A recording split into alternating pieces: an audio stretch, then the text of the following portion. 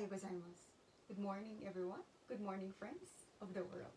Yeah, today I will not show you a vlog of my running or my workouts, but today I would like to talk a very urgent um, news that I found out by myself that there is a really need that you, for example, as foreigners here in Japan, should know or understand. Before I begin, I would like to introduce myself. I never introduced myself, so just to tell you about my background. So, I'm Grace, and actually, I have just finished my PhD here at the University of Tsukuba in Japan. And now I'm working as a researcher at a research institute also here in Tsukuba. And yesterday, actually, I was browsing some news, and I realized that there are very urgent information that foreigners should also try to understand regarding this pandemic. You know, as you know, here in Japan, there are already many news about, for example, traveling, for example, health, regarding what is happening in this pandemic, right? But one of the limitations that I saw in my perspective as a foreigner is that, for example, some of these news are not translated to English. And for instance, I like to show you, this is actually the page of the University of Tsukuba Global Commons. And they're very kind to upload some of this news. And one of that is, for example, the international support. So from this website, you can check out this international support office. So we're going to this page. And here, you can see various news actually. However, if you see, most of this news will be in PDF form. And I saw that many of us, for example, even in my case, I have already, for example, finished my PhD. And if someone send me a PDF, my chance of reading is it's about mama, like 50%. And I thought, is this already my case, right? How about these people who have no interest in reading, who have problems in reading? For example, my boyfriend has some dyslexia, and he sometimes also don't like to read. How fast does the information go to him or her, diba? Gano'ng kabilis information? And this is very urgent. So I realized, and also aside from that, also of course some titas and titos do not read much. And so I said, I have to do this vlog urgently. Not vlog, but actually a live, YouTube live. So actually there is one link here. It is about the information about entry from abroad. This is actually the regarding refusal of landing to prevent the spread of COVID-19. Actually, when you click that, see, we are going to the immigration, to the Ministry of Justice .government.jp in Japan. This is the one handling this immigration, migration news. And as you see, everything is in Japanese. Actually, this is the most recent news about the refusal to landing. But I think due to their kindness, they also understood the need of foreigners to understand this. This is as of May 27. But as you notice, this notice of refusal actually has already been dated from March when the virus already started. Um, this news in summary tells about, for example, foreign people who have been staying in Japan as residents. This includes permanent residents, spouses, students, training visa who hold the Zairyu Kado or the residence card. I will show you.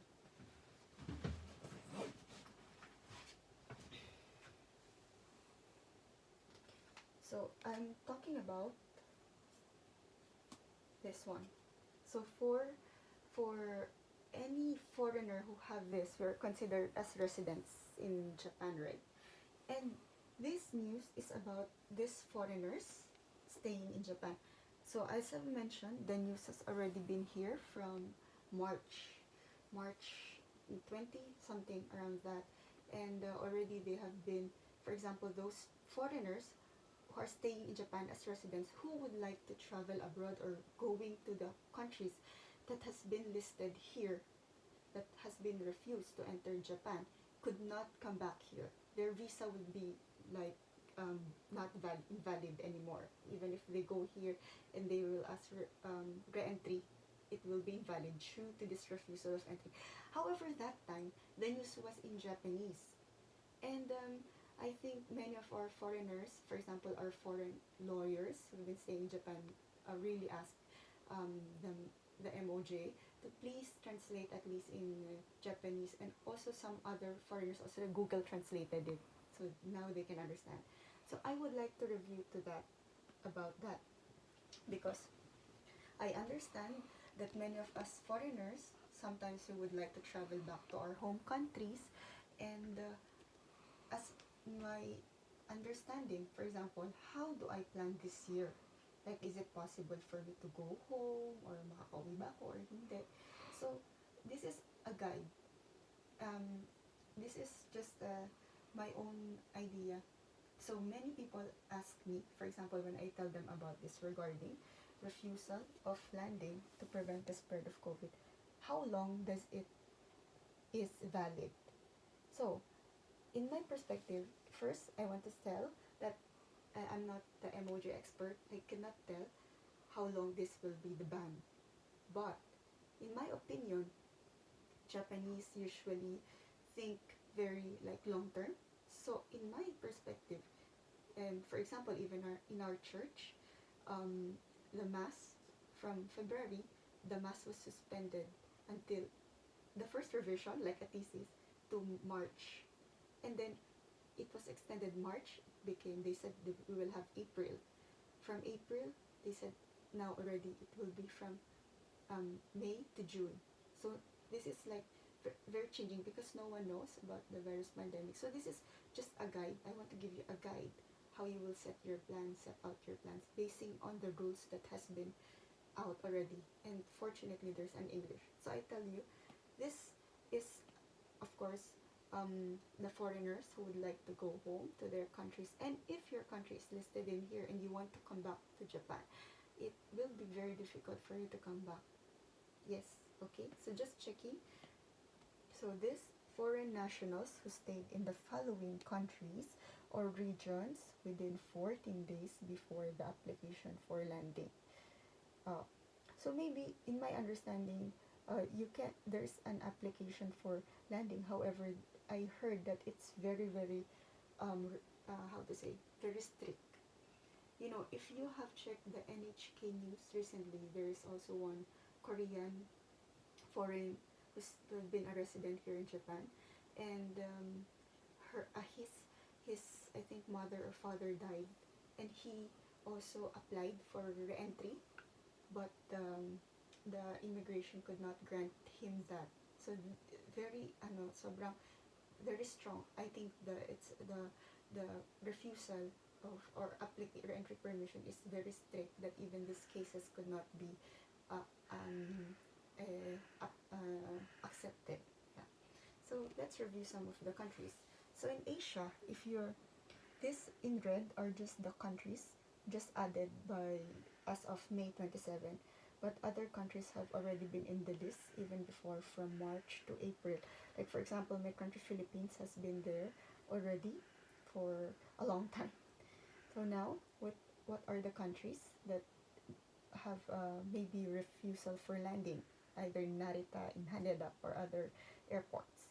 So we have India, Indonesia, Singapore, Thailand, Korea, Taiwan, China, Hong Kong, Macau, Pakistan, Bangladesh, Philippines, Brunei, Vietnam, Malaysia, Maldives. Yeah, for that is for Asia. So for Oceania, if your countries belong here, Australia, New Zealand, sorry, but also you will be refused for landing if you plan to go home. For Latin America, you have Argentina, Antigua and Barbuda, Uruguay, Ecuador, El Salvador, Colombia, St. Kitts and Nevis, Chile, Dominican Republic, Panama, Bahamas, Barbados, Brazil, Peru, Bolivia, Honduras, and Mexico. For Europe, If your countries belong here also, it will be so hard for you to come back.